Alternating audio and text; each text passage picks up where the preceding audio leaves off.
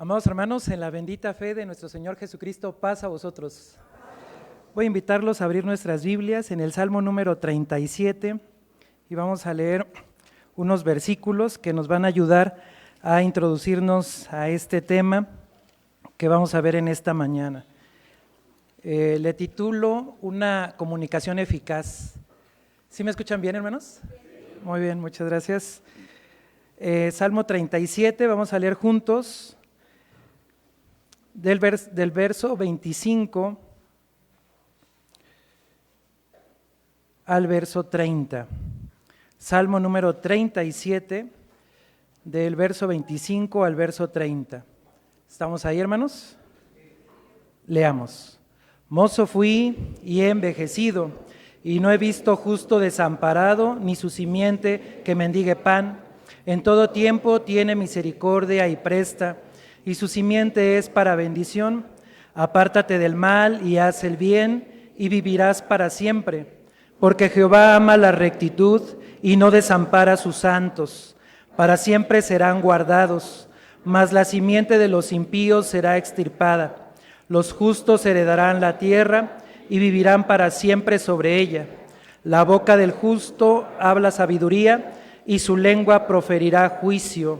Amén. ¿Pueden sentarse, hermanos? Pues vamos a seguir un poquito la secuencia de los pequeños y la secuencia también de la lección que fue claramente explicada por nuestro hermano Isaí. Hay tres factores que resalta mi hermano en la lección, tres virtudes. Hablaba de la valentía, hablaba también de el liderazgo. ¿Y cuál era la última, hermanos? ¿Mande? Propósito, sí lo mencionó, pero él mencionó otra más, la humildad, así es, la humildad. Pero estas son virtudes y que, hermanos, se van desarrollando en cada uno de nosotros. Virtudes que lo vamos a ver a través de la Escritura, que vienen por el Espíritu Santo, el Espíritu de nuestro Dios. Los pequeños hablaban de un vellón. ¿Se acuerdan esa profecía de ese vellón? ¿A quién representa? Hablamos de un vellón. Un vellón es como, voy a ponerlo así, como la piel como la lana del borrego. Entonces, ese vellón representa a Israel. Y dice, hermanos, esta historia que Gedeón dijo: quiero pedirte, Señor, que si tú estás conmigo, el vellón esté todo mojado y la tierra esté seca. Esa agua, ¿qué significaría, hermanos? La doctrina, la enseñanza, la palabra de nuestro Dios. Y se cumple perfectamente porque, hermanos, el vellón, dice que al momento de exprimir ese vellón, ¿cuánto llenó Gedeón, hermanos? Un vaso completo, es decir, que no fue una circunstancia del viento, de la casualidad, sino que Dios, hermanos, hizo que el vellón estuviera mojado y la tierra estaba seca. Y después dijo: no, Señor, perdóname si te vuelvo a pedir otro favor, otra prueba más. Ahora que el vellón esté seco y la tierra esté mojada. ¿Y esa tierra a quién representará, hermanos? A todas las naciones, así es, a todas las naciones. Y esto se cumple en nuestros días, porque hoy, hermanos, Israel está en una forma espiritual seco, no tiene el Espíritu Santo, y la tierra, las naciones que escuchan, que creen en Jesús y que atienden el Evangelio, pues hoy tenemos la oportunidad de ser mojados por esa doctrina. Pero ser mojados implica un crecimiento. Cuando hablamos de la historia de Miriam, Números, capítulo número 11, según la cronología que nosotros usamos, 12, perdón, aquí en Números 12, es el año 1490. ¿En qué año sale el pueblo de Israel de Egipto? 1491. Es decir, apenas había pasado un año de que el pueblo de Israel sale de Egipto. Es decir, que pudiéramos justificar esta acción que vive Aarón y María, dice el versículo 1, y hablaron María y Aarón contra Moisés a causa de la mujer etíope que había tomado, porque él había tomado mujer etíope. En este versículo, hermanos, se pone de manifiesto a los dos hermanos de Moisés, y hablaron María y Aarón contra Moisés. Son los dos. Y hermanos, los dos para nuestro Dios ya tenían un liderazgo, una responsabilidad. Pero hablar en contra no necesariamente es hablar en contra de la persona. No está hablando en esta historia, no está hablando en relación a la persona. Se respeta al hermano, se respeta su liderazgo, pero se pone en duda la decisión de Moisés. ¿Y cuál es la decisión de Moisés? Tomar una mujer etíope, una mujer para que fuera pues su esposa, hermanos. La Biblia no dice qué le sucede a Séfora. La Biblia no narra, no nos da detalle de, bueno, qué le pasa a la madre de los hijos de Moisés. Pudiéramos buscar una causante, pero no la encontramos, hermanos, porque los patriarcas, por ejemplo, tomaron más de una mujer. ¿Por qué razón? Porque la mujer era estéril, no les podía dar hijos. En esta historia no se deja ver. Lo que podemos entender es que posiblemente esta esposa había fallecido. Y por eso en este versículo se narra ya la situación de Moisés, que toma una esposa, una mujer. Pero se le cuestiona esa parte, hermanos. Se pone en duda, se pone en juicio esa parte. Son dos, bueno, yo los invito a que ustedes vean la historia, porque Séfora, ¿de qué nacionalidad era? Madianita. Y aquí dice que esta es una mujer cusita, ¿verdad? En unas versiones dice, y es una mujer etíope. Son dos situaciones totalmente diferentes. Entonces, aquí no se cuestiona el liderazgo de Moisés, se está cuestionando la decisión de Moisés de tomar una mujer. Y esto me trae a la mente, por ejemplo, en el tiempo presente. Tenemos obreros que son jóvenes, que son solteros, y a veces tenemos una buena amistad, una buena relación con ellos, pero a veces cuestionamos sus decisiones. ¿Por qué el hermano tomó a esta hermana como su novia? ¿O por qué, o vamos más allá, verdad? ¿Por qué el hermano se casó con esta hermana? Cuestionamos decisiones que son absolutamente personales y que, hermanos, humanamente lo que quiero resaltar es la falta de comunicación. La historia bíblica nos dice, el versículo número 1 que estamos leyendo, es la acción que realiza Moisés, y dice el versículo, si nosotros seguimos leyendo, dice el versículo 2, y dijeron, solamente por Moisés ha hablado Jehová, Dios ha hablado también por nosotros, y oyólo Jehová. Y bueno, ya resalta la virtud de Moisés. Pero en algunas versiones esta forma de hablar se describe como murmuración. ¿Y qué es una murmuración? Ya escuché, unos dicen un chisme. No necesariamente. Es algo que a nuestro parecer debiera de ser de una forma, pero para nuestro parecer no lo es. Y murmurar es como hablar bajito. Queremos comunicar algo, pero lo estamos transmitiendo. Mi pregunta y mi gran duda es, si yo no quiero que los demás me escuchen, pues mejor no lo digo. Pero la murmuración va en otro sentido. Quiero que sí se escuche, que sí se sepa, pero quiero que realmente como que no quede yo evidenciado de que soy yo la persona que está transmitiendo un mensaje. La Biblia nos habla, hermanos, que la comunicación es eso, hermanos, es poder transmitir un mensaje, una señal. Y dice Deuteronomio capítulo número 6, cuando hablamos de los mandamientos de Dios, Deuteronomio capítulo número 6, dice el versículo 5, y amarás a Jehová tu Dios de todo tu corazón y de toda tu alma y con todo tu poder. Y estas palabras que yo te mando hoy estarán sobre tu corazón y las repetirás a tus hijos y hablarás de ellas estando en tu casa y andando por el camino y al acostarte y cuando te levantes. Y has de atarlas por señal en tu mano y estarán por frontales entre tus ojos y las escribirás en los postes de tu casa y en tus portadas. Amén. La ley de Dios, la enseñanza de Dios, entonces, debe de estar presente en nuestra familia, en nuestra vida, y es una constante comunicación y es una constante señal que nosotros estamos transmitiendo a los demás. Este es un primer ejemplo. Vamos a ver un segundo ejemplo, Josué, capítulo número 9. Josué, capítulo número 9.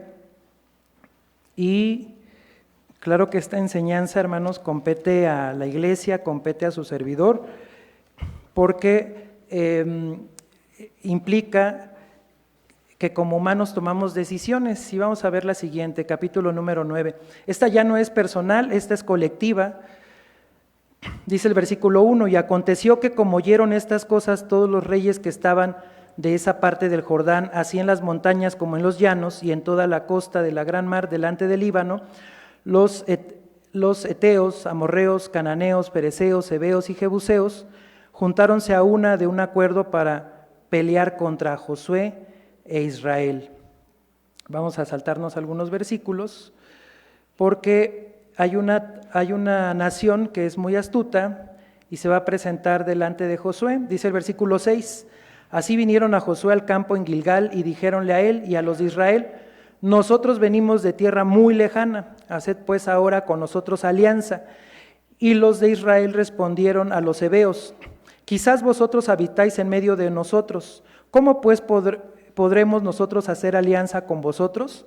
Y ellos respondieron a Josué, nosotros somos tus siervos. Y Josué les dijo, ¿quién sois vosotros y de dónde venís? Y ellos respondieron, tus siervos han venido de muy lejanas tierras por la fama de Jehová tu Dios, porque hemos oído su fama y todas las cosas que hizo en Egipto, y todo lo que hizo a los dos reyes de los amorreos que estaban de la otra parte del Jordán, a Sehón, rey de Hesbón, y a Og, rey de Basán, que estaba en Astarot, por lo cual nuestros ancianos y todos los moradores de nuestra tierra nos dijeron, tomad en vuestras manos provisiones para el camino, e id al encuentro de ellos, vamos a seguir leyendo, y decidles, nosotros somos vuestros siervos, y haced ahora con nosotros alianza. Nuestro pan tomamos caliente de nuestras casas, para el camino el día que salimos para venir a vosotros, y helo aquí ahora que está seco y mojoso. Amén. Voy a detenerme aquí. ¿Se acuerdan de esta historia de Josué? ¿Cuál era el mandato que Dios le dio a Josué, hermanos? ¿Cuál fue la orden? Que no hicieran alianza, muy bien. ¿Qué más, hermanos? ¿De qué se acuerdan? ¿Mande? El punto concreto era destruye a todas estas naciones porque tienen dioses extraños, porque tienen idolatría, porque no es bueno que hagan alianzas, porque van a apartarlos de nuestro Dios. Ese fue el acuerdo directo. ¿Qué pasa con esta nación, con estos gabonitas? ¿Qué hacen?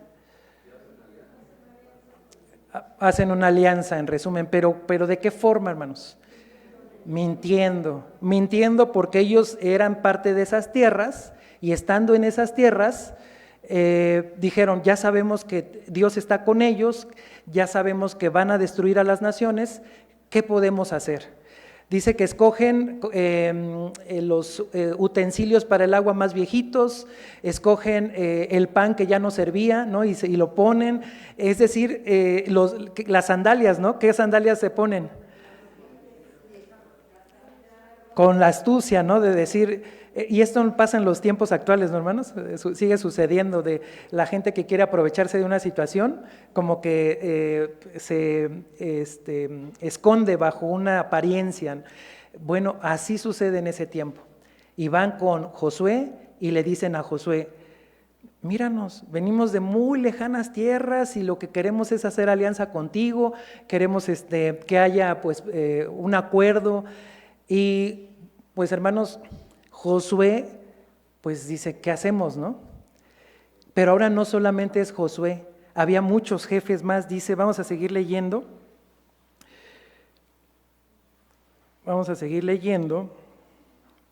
Josué capítulo 9, voy a leer el versículo 14. Y los hombres de Israel tomaron de su provisión del camino y no preguntaron a la boca de Jehová. Y Josué hizo paz con ellos y concertó con ellos que les dejaría la vida. También los príncipes de la congregación les juraron. Pasados 3 días, después que hicieron con ellos el concierto, oyeron cómo eran sus vecinos y que habitaban en medio de ellos. Es decir, no solo Josué hizo la alianza, sino ¿quiénes más, hermanos? Los príncipes de Israel. Un príncipe es una cabeza. Puede ser un anciano, puede ser un líder, puede ser el patriarca, pero todos hicieron alianza porque todos le creyeron. Entonces, hermanos, en el mundo hay mucha maldad y pueden engañarnos, sí, y nos pueden pues hacer que nosotros nos equivoquemos, sí. Y cuando nosotros tomamos decisiones equivocadas, pues hermanos, llega a suceder, hermanos. Y puede ser que una persona de la iglesia, un líder de la iglesia, también cometamos equivocaciones. Y solo el tiempo y solo las circunstancias nos hacen ver pues, los errores que nosotros cometemos. Lo mismo pasa en un matrimonio, lo mismo pasa en un trabajo, lo mismo pasa en la iglesia. Hay hermanos que dicen, hermano, pero yo tengo la experiencia, pero ¿cómo podemos formar líderes? Los tenemos que dejar que ellos conduzcan, que ellos crezcan y que ellos se formen en sus decisiones. Porque si crecen bajo la sombra de otro líder, pues hermanos, el día que se queden solos, pues no van a saber tomar decisiones. Tienen que aprender y esa responsabilidad nos compete a todos. Hermano, usted está como encargado, usted tome la decisión, nosotros lo apoyamos. También hay momentos para poderlo platicar. Hermano, ¿puedo quitarle 5 minutos? Hermano, mire, la decisión que usted está tomando creo que no es la correcta y le voy a decir por qué. Pero es una comunicación directa, una comunicación eficaz. ¿Qué pasa si yo no estoy de acuerdo y entonces me dirijo a una persona que no tiene que ver con el problema y le cuento esa situación? Yo creo, hermanos, que inconscientemente la otra persona, solo por querer escuchar qué está pasando, me va a prestar oído. Nada más por eso, por a ver qué me cuenta, ¿no? Pero no saben la situación y vertimos una opinión en lo que le estoy contando. Y hermanos, cometemos el error entonces de tener una mala comunicación. Ahora bien, fue un error, sí, pero el pueblo de Israel dice que cuando ellos hacen un juramento, lo tienen que cumplir. Dice, vamos a seguir leyendo, porque se va a enojar el pueblo de Israel. Dice el versículo 17, y partiéronse los hijos de Israel y al tercer día llegaron a sus ciudades, y sus ciudades eran Gabaón, Capira, Berot y Kiriat Jearim. Y no los hirieron los hijos de Israel por cuanto los príncipes de la congregación les habían jurado por Jehová el Dios de Israel, y toda la congregación murmuraba contra los príncipes. Toda la congregación murmuraba por la decisión que habían tomado. Pero ¿cuál fue el problema, hermanos? Primero, que no consultaron a Dios, primer punto. Segundo punto, que dijeron, vamos a jurar que no vamos a tocar a este pueblo. Lo hacen una promesa, pero no hay una comunicación. Lo que se deja ver es que no hay una comunicación. Los príncipes no hablaron con el pueblo y dijeron, Dios dijo, vamos a destruir a todas las naciones, pero ¿qué creen? Que hubo un pueblo que nos engañó. Y al engañarnos, pues ya hicimos un juramento y no podemos destruirlo. Sino que no hubo una comunicación. El pueblo de Israel está a la expectativa de que deben de ser destruidas todas las naciones, llegan a estas ciudades y los príncipes, las cabezas dicen, no podemos porque ya hicimos un juramento, no destruyen esas ciudades, y entonces ¿quién murmura? El pueblo. A veces así nos sucede, hermanos, cuando no hay una buena comunicación. ¿Por qué el hermano Gerson llegó tan tarde? Un ejemplo, ¿no? ¿Por qué el hermano Gerson llegó tan tarde? Es que el hermano no sabe sus obligaciones, que no sabe que él es ejemplo de toda la iglesia, y pudiéramos mencionar otras cosas. Pero hermanos, a lo mejor el hermano dijo, Desde antes, hermanos, yo tengo un compromiso que no me es posible zafarme y pues solamente puedo llegar a mediodía, me disculpan. Y a lo mejor la otra persona con lo que le habló dijo, sí, hermano, adelante. De todas maneras, ¿usted a qué horas va a predicar? A mediodía, bueno, o atienda eso que es urgente y nos apoya. Pero, hermanos, la comunicación es un tema que pareciera algo tan sencillo, pero crea muchos problemas. No solo como iglesia, como familia, como ministerio, como obreros. Entonces, es una tarea que debemos de trabajar, el poder tener una comunicación eficaz, una comunicación directa, una comunicación que nos ayude a no caer en estas situaciones. Voy a leer la última parte, dice el versículo número 22. Josué capítulo 9, versículo 22. Y llamándolos Josué les habló diciendo, ¿por qué nos habéis engañado diciendo, habitamos muy lejos de vosotros una vez que moráis en medio de nosotros? Vosotros pues ahora sois malditos y no faltará de vosotros siervo y quien corte la leña y saque el agua para la casa de mi Dios.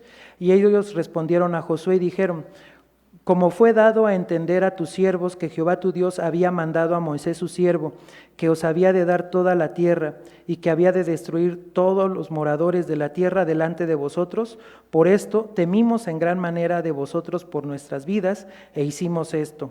Ahora pues, henos aquí en tu mano, lo que te pareciere bueno y recto hacer de nosotros, hazlo. Y él lo hizo así, que los libró de la mano de los hijos de Israel para que no los matasen. Y constituyólos Josué aquel día por leñadores y aguadores para la congregación y para el altar de Jehová en el lugar que él escogiese, lo que son hasta hoy. Amén. Las decisiones traen repercusiones. Y aquí lo que me deja ver en lo personal esta historia es que el pueblo de Israel, Josué y los cabezas de las tribus de Israel, no se retractaron del juramento, sino que tuvieron que buscar una manera de pues corregir, si lo queremos ver de esa manera, y esa gente que fue librada por este engaño que hicieron, dice que se quedó al servicio del templo, bueno, del altar de Dios, y eran, dice, leñadores y aguadores, para poder convivir, para poder sanar, ¿no? esa mala decisión. Ser líder, llevar el liderazgo, y estoy hablando de un liderazgo espiritual, no es nada sencillo. Vamos a ver Marcos capítulo número 1, este es el tercer ejemplo. El primero es María, hermana de Moisés, el segundo es Josué y los príncipes. Ahora vamos a ver a nuestro Señor Jesucristo, San Marcos capítulo número 1. Y en Marcos capítulo número 1, pues dice la Escritura que nuestro Señor Jesucristo, versículo número 22, y se admiraban de su doctrina, porque les enseñaba como quien tiene potestad y no como los escribas, y se admiraban de su doctrina. Hace unos 15, 20 años más o menos, cuando estaba en la localidad de Neza, allá en la colonia metropolitana, había un grupo de hermanos que venían de una localidad que se dividió, que fue La Aurora, y ellos cuando platicábamos me decían, ¿no escuchaste hablar del hermano, no escuchaste, perdón, las predicaciones del hermano ministro Seferino Jiménez? Les decía, no las escuché, no, esos eran predicadores. Me decía, ¿no escuchaste las predicaciones del hermano ministro Rubén Loyola? Les decía, no tuve la dicha de escucharlas. No, esos sí eran predicadores. Y ponían de ejemplo, ¿no? Esas predicaciones tan bonitas que sin duda, pues yo creo que el Espíritu de Dios hace que esta palabra, este consejo, a través de una voz elocuente y de un conocimiento vasto, pues toque nuestro corazón. Jesús, hermanos, lo que estamos leyendo aquí es que tenía mucha doctrina, porque dice el versículo, se admiraban de su doctrina, porque les enseñaba como quien tiene potestad. Dice también Lucas, vamos a ver el testimonio de Lucas en su capítulo número, es Lucas, ahorita les digo el capítulo, es 4, versículo número 22, dice así: y todos le daban testimonio y estaban maravillados de las palabras de gracia que salían de su boca y decían: ¿no es este el hijo de José? Y les dijo: sin duda me diréis este refrán: médico, cúrate a ti mismo, de tantas cosas que hemos oído haber sido hechas en Capernaum, haz también aquí en tu tierra. Dice también Lucas, que da testimonio de la vida de Jesús, que estaban maravillados de las palabras de gracia. Pero aquí viene la parte importante. El ser un líder espiritual no es seguir a la persona, sino poder hacer que la palabra de Dios quede permanente en nuestras vidas. No es a lo mejor esas virtudes físicas que nosotros podemos admirar, como el poder comunicarse correctamente, como el poder dirigirse adecuadamente. La historia de la Iglesia de Dios dice que nosotros hemos tenido esos grandes predicadores que mencionaban estos hermanos en aquel momento, pues muchos de ellos no tuvieron una preparación de ser gente profesionista. A lo mejor eran hermanos que de una manera muy sencilla, hablando en cuestión de una preparación académica, tomaron la Escritura, se apasionaron y dijeron: le creo a Dios. Y creerle a Dios es lograr transmitir el mensaje no solamente a su familia, sino a muchas otras familias, y hoy la Iglesia de Dios sigue estando de pie, por esos hermanos, que más que una situación de un conocimiento intelectual, es más bien un amor a Dios, un trabajo, pero también es la parte de dejarse guiar por nuestro Dios. Y esa parte importante es también un punto de liderazgo. No es solo la persona, sino es que el Espíritu de Dios gobierne en todos nosotros. Y solamente así pudiera llegar esa comunicación a nuestros oídos de una manera adecuada. Dice el Evangelio de San Juan, capítulo número 9, versículo número 16. Entonces uno de los fariseos decían: este hombre no es de Dios, que no guarda el sábado. Otros decían: ¿cómo puede un hombre pecador hacer estas señales? Y había disensión entre ellos. Vuelven a decir al ciego: ¿tú qué dices del que te abrió los ojos? Y él dijo que es profeta. Mas los judíos no creían de él, que había sido ciego y hubiese recibido la vista, hasta que llamaron a los padres del que había recibido la vista. Amén. Bueno, vimos las virtudes de nuestro Señor Jesucristo. Hablaba como quien tiene autoridad, tenía palabras de gracia, pero ¿qué hicieron sus hermanos? ¿Lo escucharon? ¿Le creían? No, hermanos. ¿Y por qué razón? Porque ellos decían: este no puede ser hombre de Dios porque no guarda el sábado. Dice, hermanos, la Escritura en Levítico 23 que el sábado debe de guardarse de tarde a tarde. De tarde a tarde holgaréis vuestros sábados. Y, hermanos, pues hay quien puede decir con orgullo: pues yo vengo desde el recibimiento a la iglesia, y qué bueno, es algo noble y es algo de fe. Pero el trabajo espiritual es personal, hermanos. Les hablaba de María, 1490, empezó el peregrinaje en el desierto y ya no se le volvió a escuchar más. Se le escuchó solo cuando murmuró contra Moisés, pero de ahí ya solamente se le va a ver Números capítulo número 20, ¿verdad? Mencionaba mi hermano Isaí, que es cuando él muere, cuando ella muere, y ya no se menciona más. ¿Por qué ya no se le menciona más? Fueron 40 años de peregrinaje. Porque, hermanos, así es nuestra vida. Debiera de ser un crecimiento en la iglesia. Entre más años tengo en la iglesia, mejoro mi conducta, mejoro mis pensamientos, mejoro mis acciones. Pero no siempre es así, hermanos. Pasa el tiempo y a veces claudicamos en cosas muy básicas como el mirar a los demás, y a veces es muy fácil mirar al que está al frente y juzgar sus acciones. Y no es que no se pueda, yo creo que sí se puede, pero lo correcto es que lo hagamos conforme a lo que nosotros estamos viendo en la Escritura, que es a través de ese consejo que está en la palabra de nuestro Dios. Una comunicación directa, decíamos. Otra parte es entender que somos humanos y que todos nos equivocamos, porque el ejemplo más grande es Jesús. Y Jesús, hermanos, dice que lo estaban señalando porque había sanado en sábado.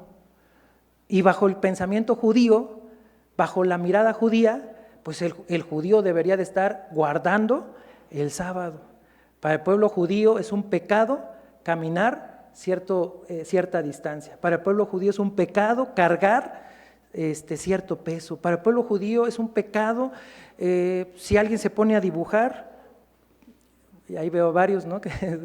pero no estamos siguiendo las leyes judías, estamos siguiendo la enseñanza de Dios, y esa es la grandeza de Dios, que mientras por un lado el pueblo de Israel puso más leyes y más cargas, nuestro Dios lo que dice es: solamente te quiero pedir un favor, entiende para qué te sirve mi ley. Dice el Salmo 50, vamos a leer el Salmo 50, y este es un salmo que nos pone en dos perspectivas muy duras, pero necesitamos reflexionarlo. ¿En qué situación me encuentro hoy? Dice el Salmo 50, dice el verso 16, pero al malo dijo Dios: ¿qué tienes tú? Permítame tantito, dice el verso 16, pero al malo dijo Dios: ¿qué tienes tú que enarrar mis leyes y que tomar mi pacto en tu boca? Pues que tú aborreces el castigo y echas a tu espalda mis palabras. Si veías al ladrón, tú corrías con él, y con los adúlteros era tu parte.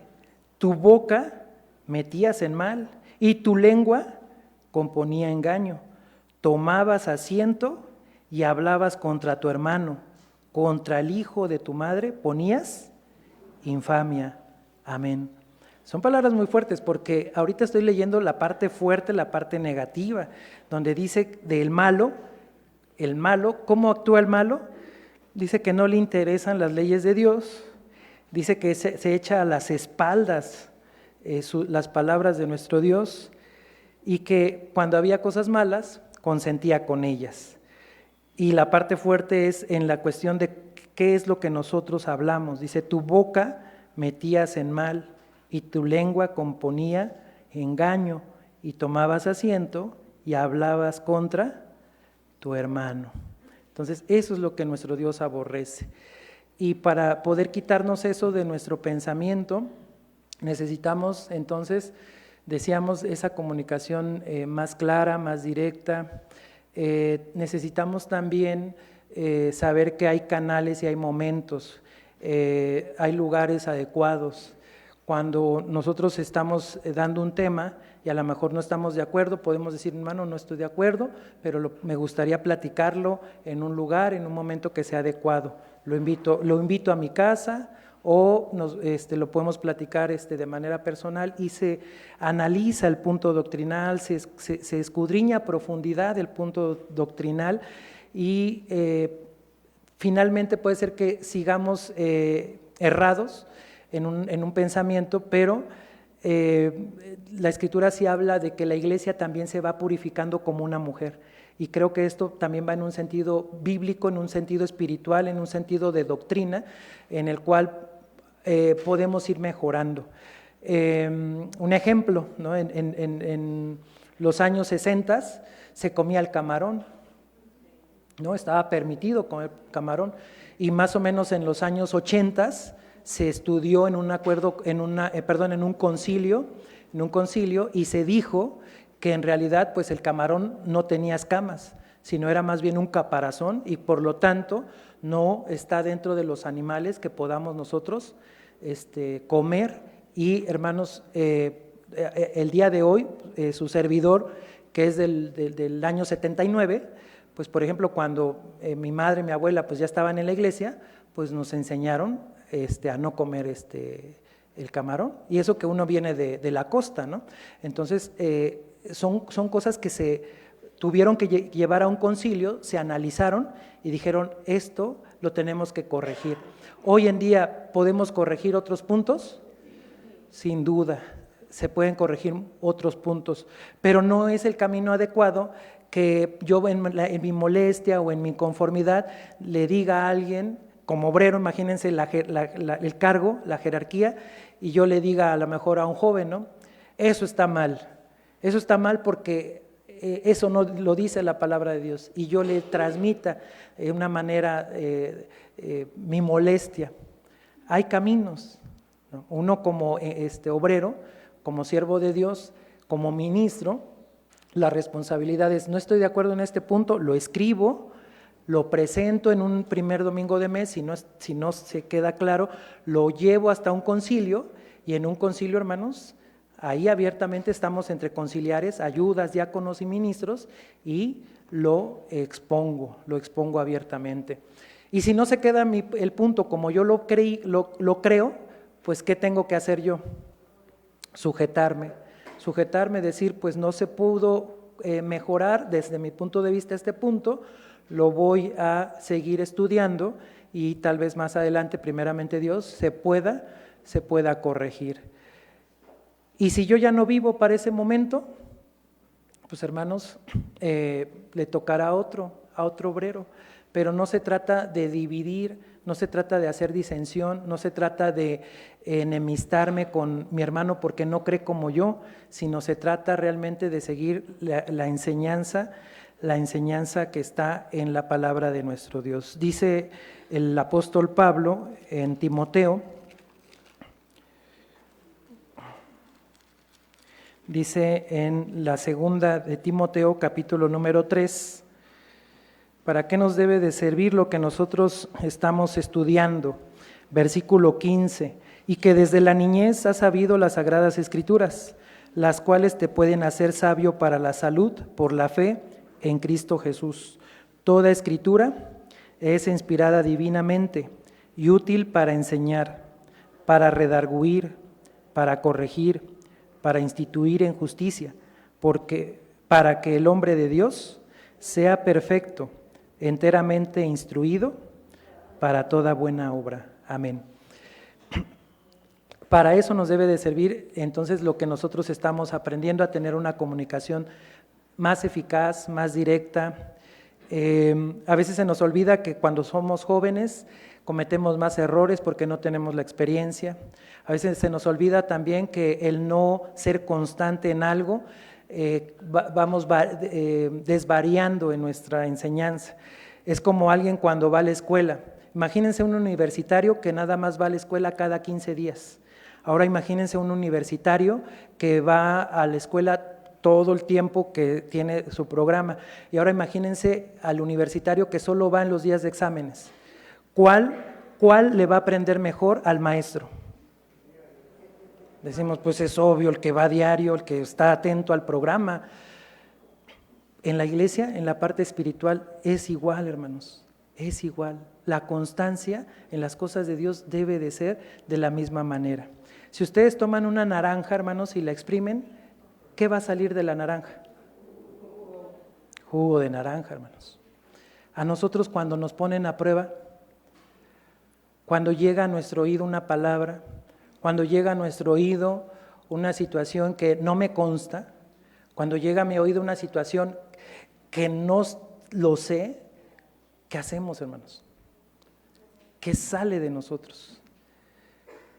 ¿Sale una afirmación de algo que no sé? sale, qué bueno, prudencia, sensatez. ¿Por qué? Porque nos estamos corrigiendo por la palabra de nuestro Dios. Entonces, en estos tres ejemplos, lo que sobresale es la profecía. Dice el libro de Éxodo en su capítulo número 15. Y aquí, hermanos, ahora vamos a ver qué es lo que los hizo diferentes en la Escritura, aún a pesar de los errores que tuvieron a estas mujeres y a estos varones. Dice Éxodo capítulo número 15, versículo 20. Y María, la profetisa, hermana de Aarón, tomó un pandero en su mano, y todas las mujeres salieron en pos de ella con panderos y danzas. Amén. Y María, la profetisa. ¿Aquí hay profetisas, hermanos? ¿Aquí en la iglesia de Dios hay profetisas? En los varones, hermanos, ¿hay profetisas? ¿Profetizos? ¿Profetas? ¿Profetas? Sí, perdón, aclaro, ¿profetas? ¿No?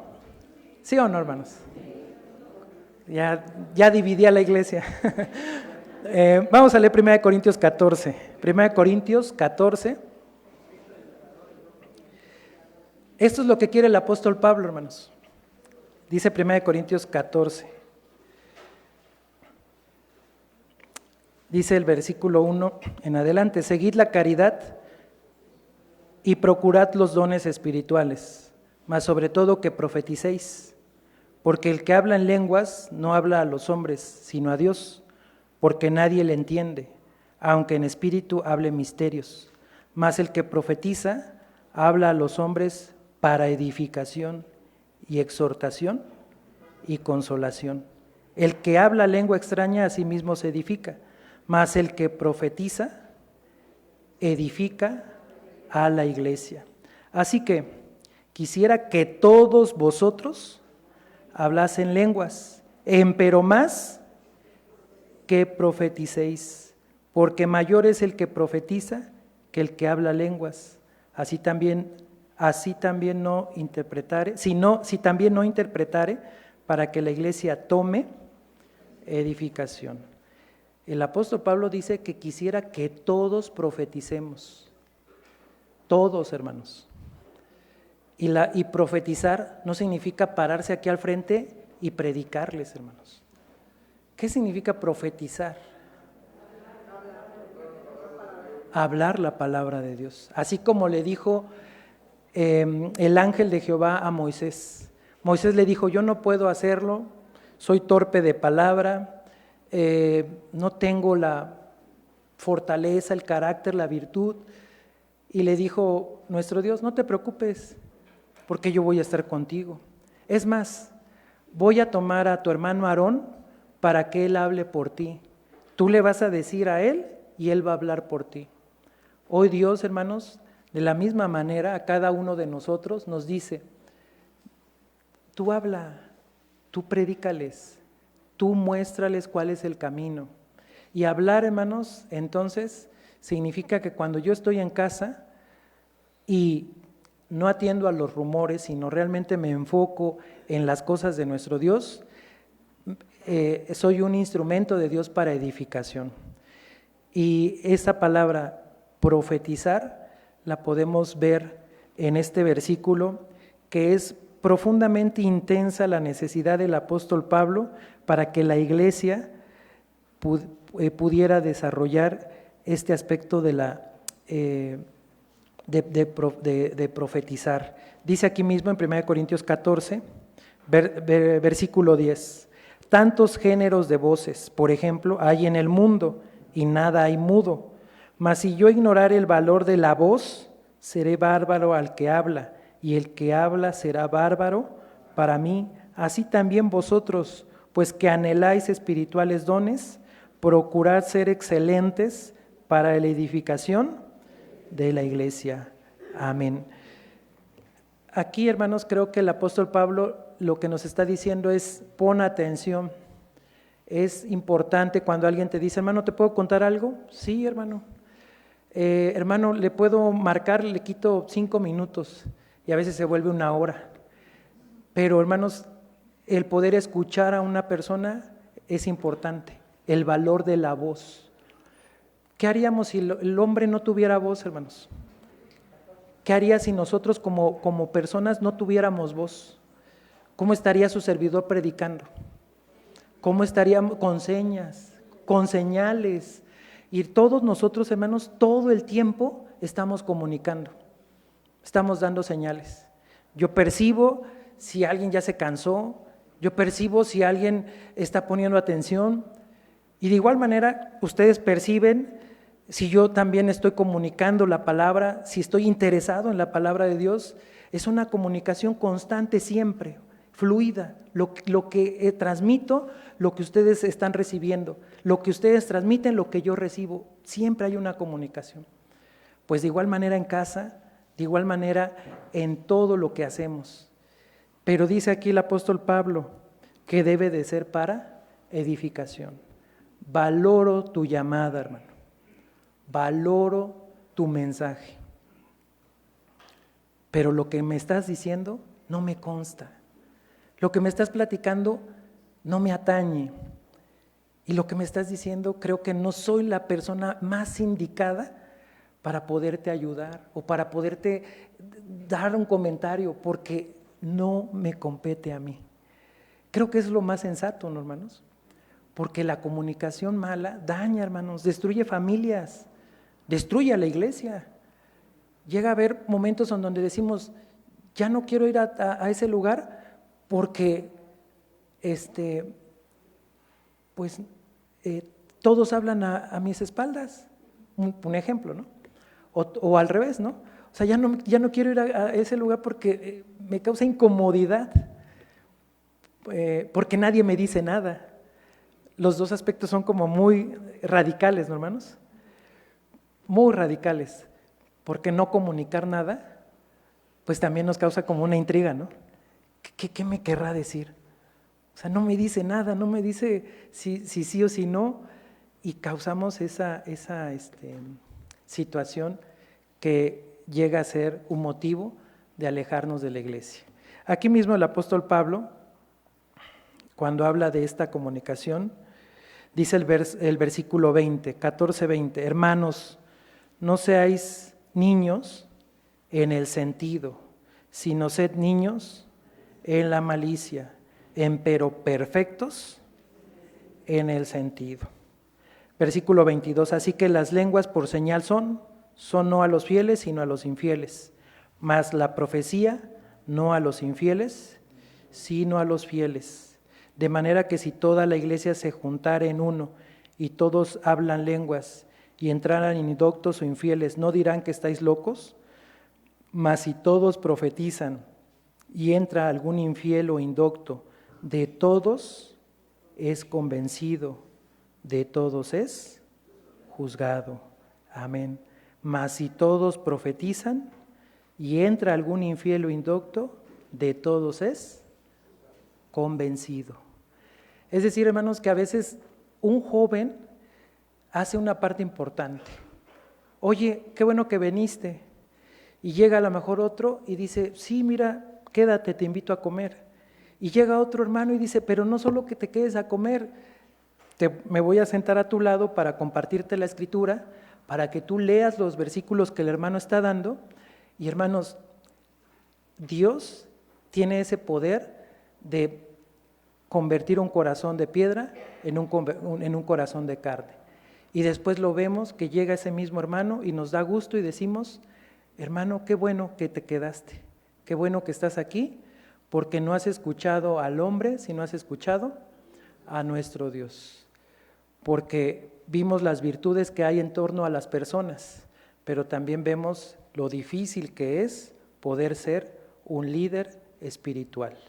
En esto me quería centrar, hermanos, porque a veces en estas lecciones vemos de manera muy general las vidas, las historias, pero pocas veces nos da el lugar y el momento como para poder ver a detalle qué fue lo que le sucedió a María. María no juzgó a su hermano por ese liderazgo, juzgó su acción. En el caso del pueblo de Israel, con estos príncipes y con este personaje llamado Josué, no juzgaron la voz de Dios, sino lo que juzgaron es, ¿por qué si Dios te dijo destrúyelos, por qué no los destruiste? Pero ellos no sabían que ya los habían engañado, que ya se habían, ya les habían mentido, y pues ellos ya habían hecho un juramento y ya no podían retractarse. Y el último ejemplo, hermanos, creo que muy importante, es la vida de nuestro Señor Jesucristo. Él es nuestro ejemplo. Y sin embargo, al mismo maestro dijeron, no puede ser de Dios. ¿Por qué, hermanos? Porque no guarda el sábado. ¿Y cuál era el señalamiento? Que en sábado estaba sanando, curando a su prójimo, hermanos. Entonces son situaciones que nos deben de ayudar a reflexionar y a meditar, que antes de hablar, si no conozco el contexto de las cosas, lo más sensato en mi vida es ser prudente. Voy a ir finalizando, hermanos, los voy a invitar a que nos pongamos de pie. Dice el Salmo 50 que habíamos leído al inicio, vamos a leer la última parte, porque la alabanza a Dios también es profecía. El consejo como madre también es profecía, cuando estamos tomando la palabra de Dios y la estamos poniendo como prioridad. Aquí en el Salmo 50, en la última parte, dice la palabra de nuestro Dios así, hermanos, y los voy a invitar a que leamos juntos ahora el verso 21 al verso número 23. ¿Estamos en la cita, hermanos? Leamos. Estas cosas hiciste y yo he callado. Pensabas que de cierto sería yo como tú. Yo te arguiré y pondrélas delante de tus ojos. Entended ahora esto, los que os olvidáis de Dios, no sea que arrebate sin que nadie libre. El que sacrifica alabanza me honrará, y al que ordenare su camino, le mostraré la salud de Dios. Amén. Así que, hermanos, no somos iguales, dice aquí este salmista. Dice, esto hiciste y yo he callado, guardo prudencia. Dice, pensabas que sería yo como tú. Dice, yo te voy a arguir. Ahí se ve, hermanos, ese crecimiento espiritual. No somos perfectos, tenemos muchas deficiencias, pero con el espíritu de nuestro Dios y con esa humildad de decir, me equivoqué, quiero corregirlo, creo que es el camino adecuado, de decir, quiero mejorar, porque, hermanos, yo les decía, conforme pasa el tiempo, pasan los años dentro de la iglesia, debería de notarse ese crecimiento espiritual. Sin embargo, a veces no sucede por los factores que ya platicamos, pero si en nuestro pensamiento esta palabra hoy llegó a nosotros y decimos, sí hay cosas que corregir, no lo echemos en saco roto, sino digamos, lo puedo corregir porque Dios está conmigo. Y qué importante es la última parte, dice, el que sacrifica alabanza me honrará, y el que ordena su camino le mostraré la salud de Dios. Dios bendiga su palabra a cada uno de ustedes. Paz a vosotros.